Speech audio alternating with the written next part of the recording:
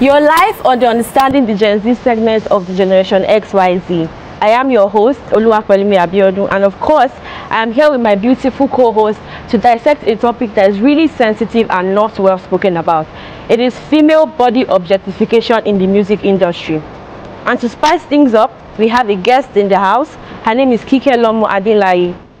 She is a model, a podcaster, and a fashion designer. It's so great to have you, Kike Lomo. Thank you so much for having me here. So, purpose of relearning and learning. Chioma, can you tell us what female body objectification means, please? Okay, female body objectification can be traced back to the 1800s. Even Charles Darwin, who is even the master of evolution.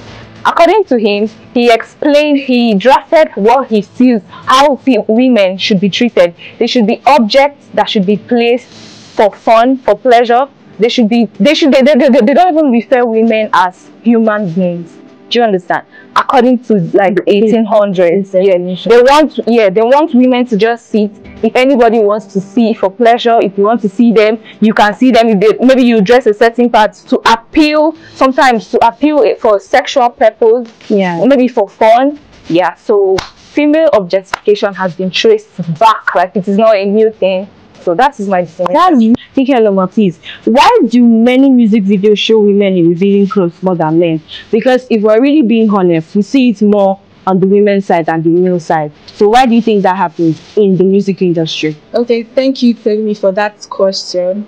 For me, I would say, if you look at music producers, we look at the artists themselves, that female body objectification is what actually pushes the video nowadays. Like, they tend to think that, okay, the society wants to see something like that, see women in that particular look and everything. So, but what the truth is, actually, I think that the society wants to see those things, because that is when a video like that is actually posted, you see that the streams is actually very high. What does that tell you? That people are actually watching that.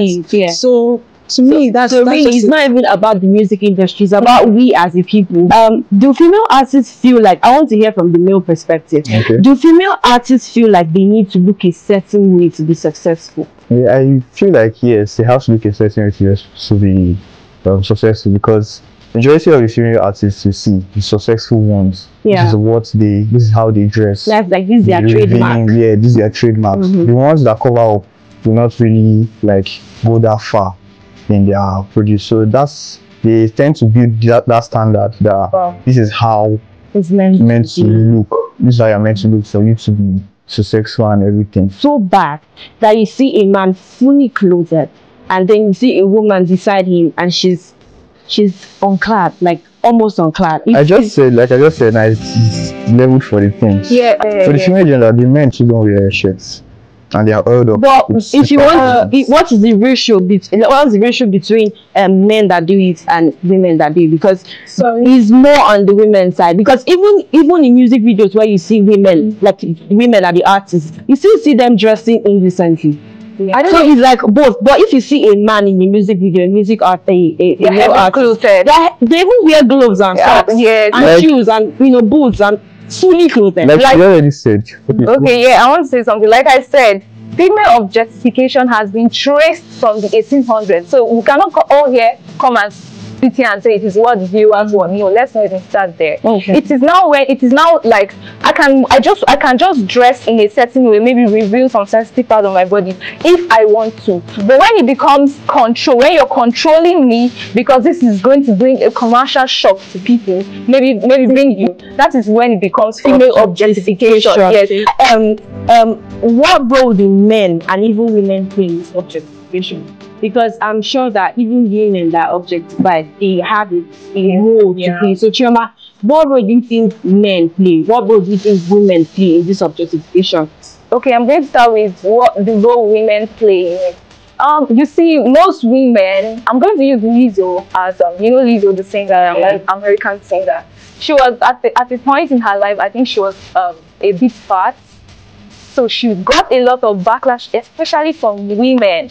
You should look this way. This societal standard, this beauty standard of how a woman should look. You need to be thin, you need to have pointed, you get. So I think sometimes the only part they're actually looking is just to sexualize your body. But women actually do the most dangerous part. Yeah, a woman can just be covered, maybe not fully covered though. But maybe instead of looking at, okay, you should be covered because of younger viewers, they leave that aside. Then they now say, they will now come to, oh, you're looking so fat. Why are you so fat? Why are you this? Why are you that?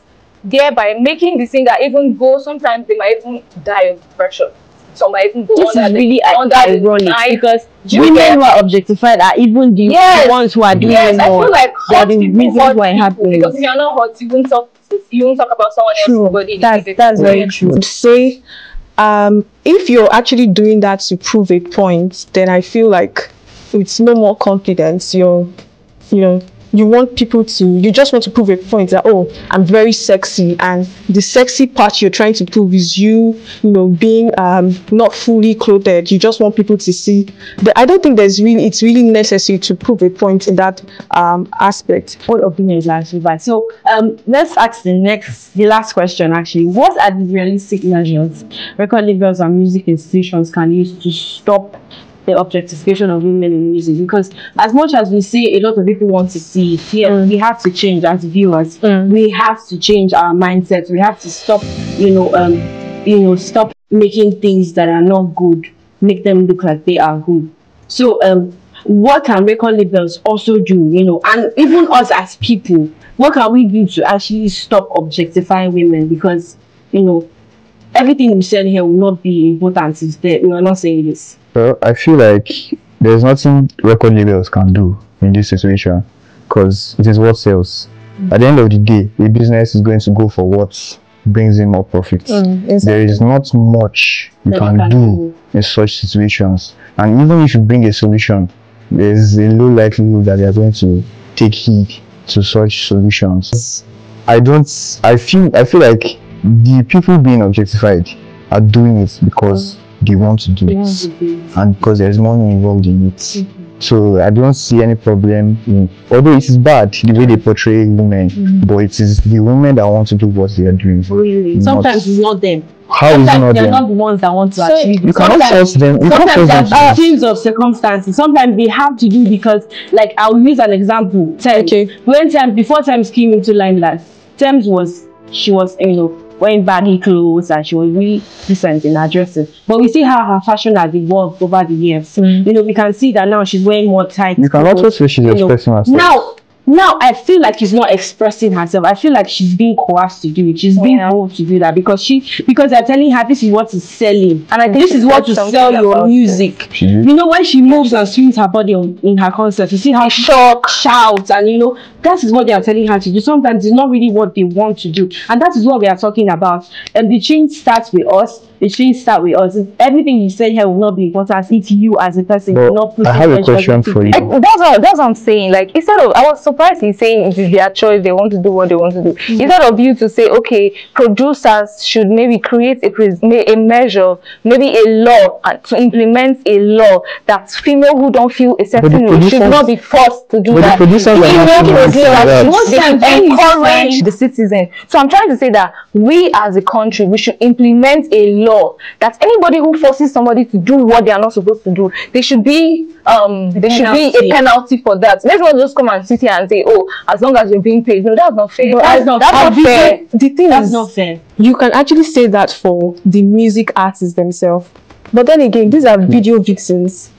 When those jobs are being said, okay, we're looking for video vixens for this particular video, Fireboy's video or this person's video, they know what they are out for. So they know what to expect. That's a different thing entirely. Now, it doesn't make it right. No, that's even a different thing entirely. Like, if I know that I'm trying to pass a message to the viewers, maybe they are trying to talk about this female objectification, but they want to portray it in a better picture, so you need to be a certain way. That's okay. But when there is absolutely no call for you being that's when it becomes objectification. I feel like there are so many music videos that women are there that you don't even need women. Personally, I want to see music videos of just the music artists and meaningful storytelling. You don't have to be almost unclad to pass a message.